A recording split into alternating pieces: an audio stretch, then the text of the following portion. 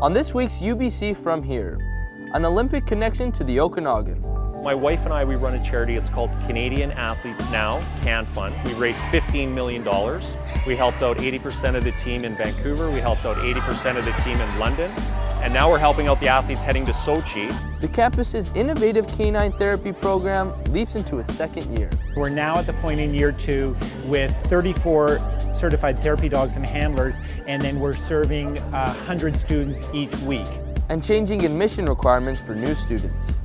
We've initiated what we call a holistic admissions process. There are two parts to that.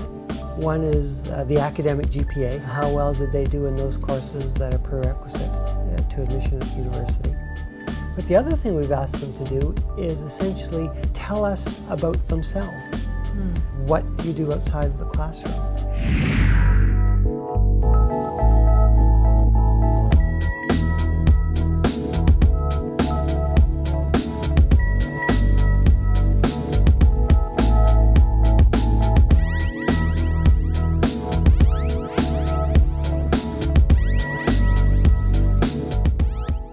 Hi, I'm Austin Exeni, and I'm a second-year management student here at UBC's Okanagan campus, and welcome to this week's UBC From Here. A group of student athletes recently took part in a heat training camp that included a former local Olympian. UBCO was honored to have an Olympian as a guest coach at a recent volleyball camp. It's important to do it. You guys are here, you guys are practicing, you guys are doing it, right? Right?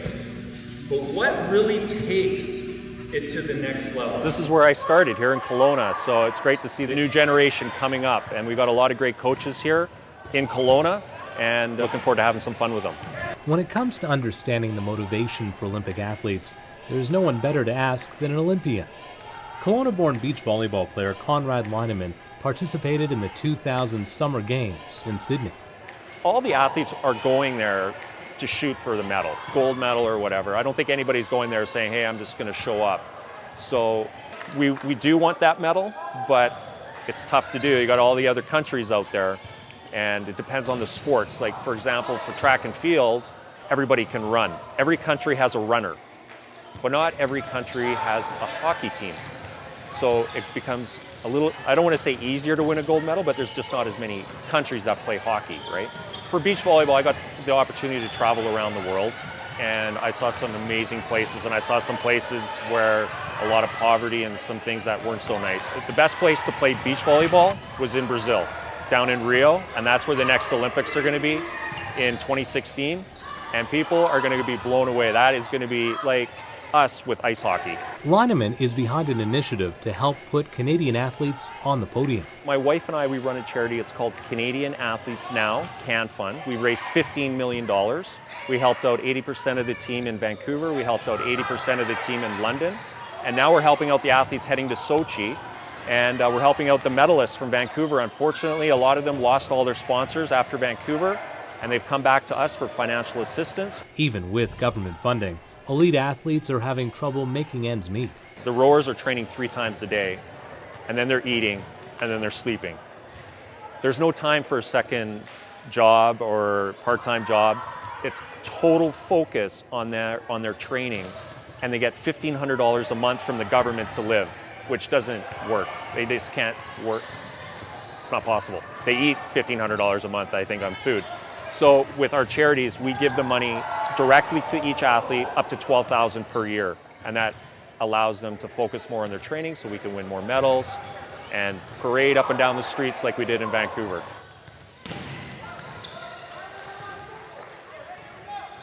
Be the person. Be the person who knows how to watch out for their friends, especially those under the influence of drugs or alcohol. Who stands up to rape culture and avoids using offensive, sexually inappropriate language. Who understands what sexual assault really is, which includes any unwanted sexual contact or activity. Be the person. Be the person. Be the person. Be that voice. Be the voice of Sarah.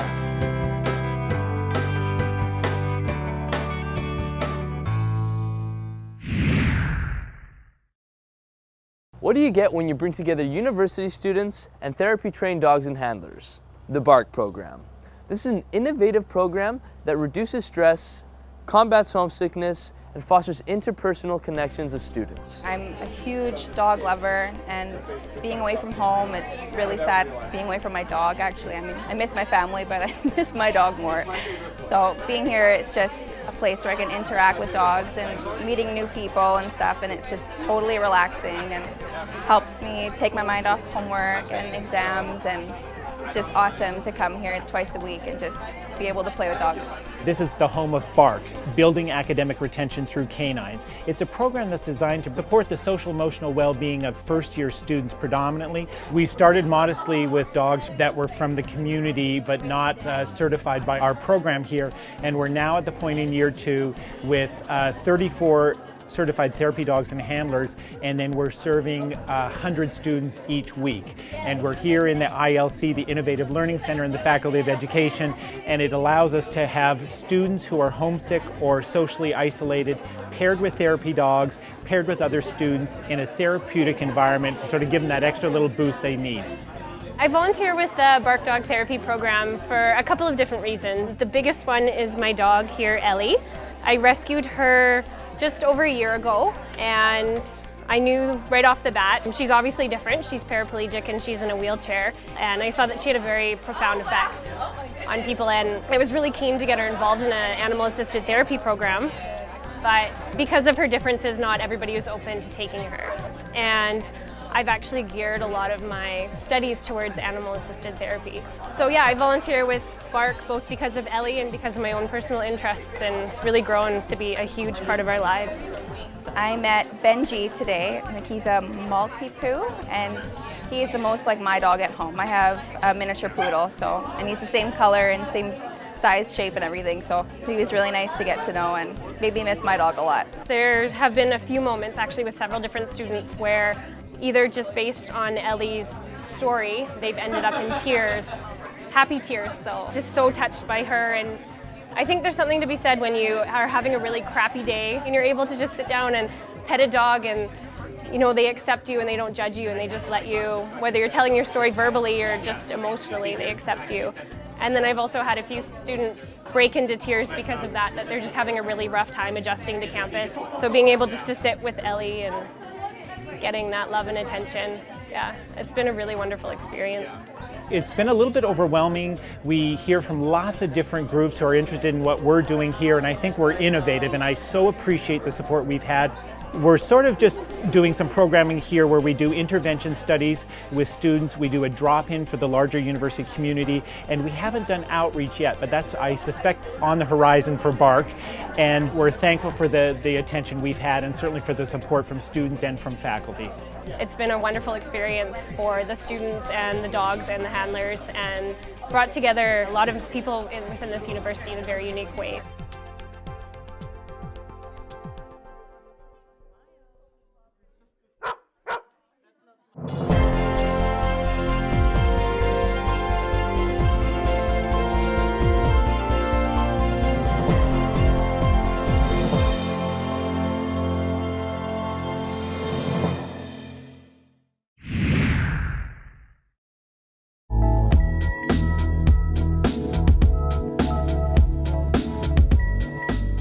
Welcome to UBC's Next Big Thing. I'm Rosemary Jean Thompson. My guest today is Ian Call, Associate Vice President Students here at UBC. Welcome. Hi, Rosemary. Thank you so much for coming today.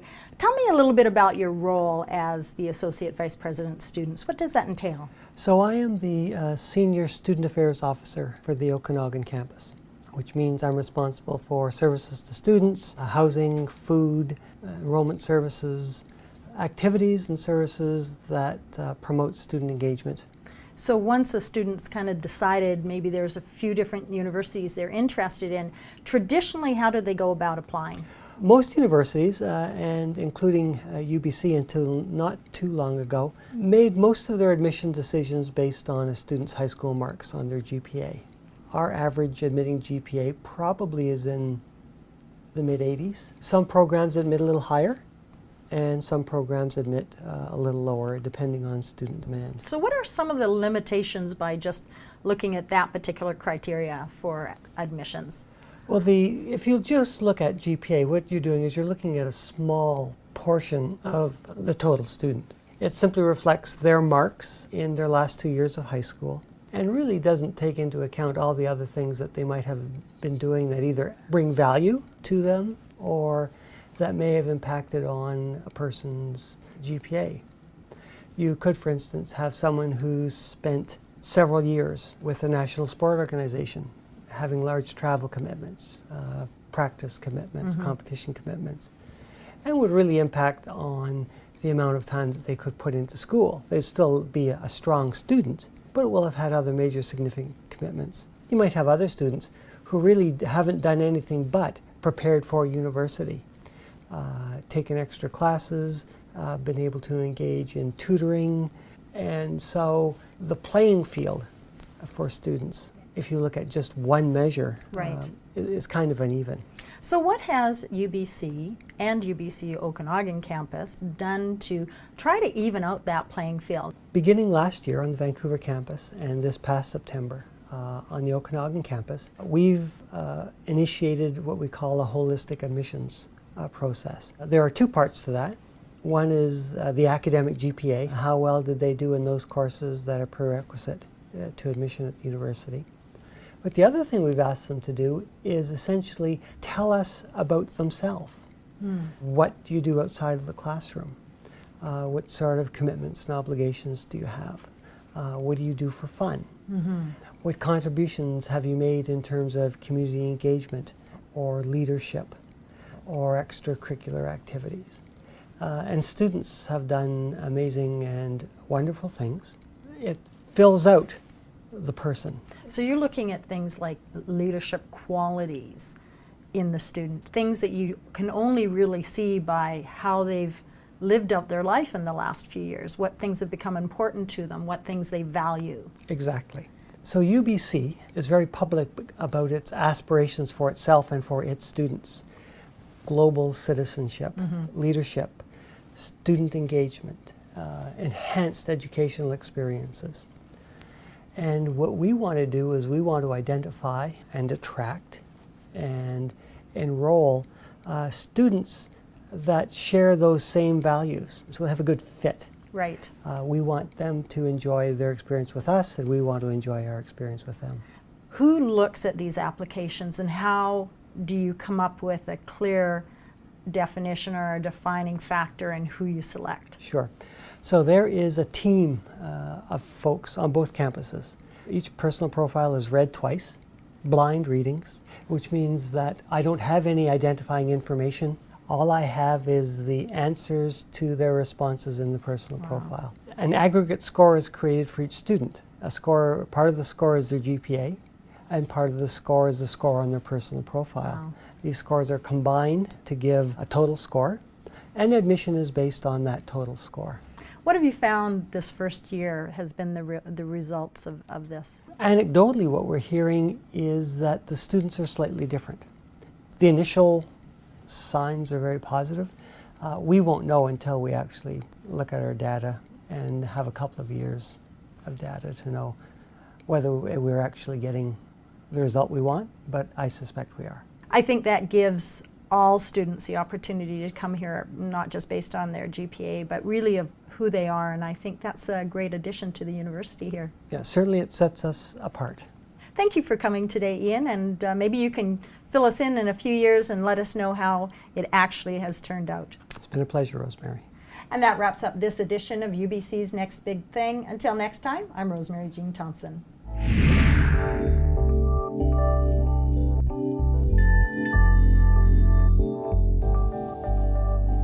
That's it for this week's UBC From Here.